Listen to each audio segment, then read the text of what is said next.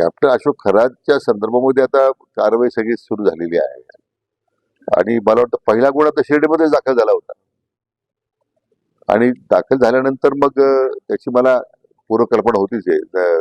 कारवाई विभागाने मला कल्पना दिली होती, आम्ही अशी करतोय. परंतु अशा प्रकारच्या समाजामध्ये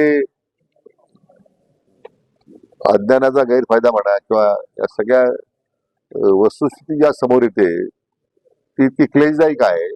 मला वाटतं त्यातून अशा लोकांच्यामुळे सामाजिक व्यवस्था जी आहे ती बिघडतेच आहे.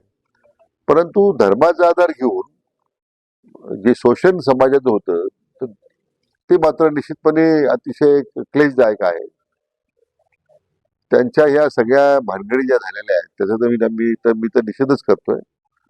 आता सुदैवानं माननीय मुख्यमंत्र्यांच्याकडे मागणी केल्यानंतर SIT स्थापन झालेली आहे.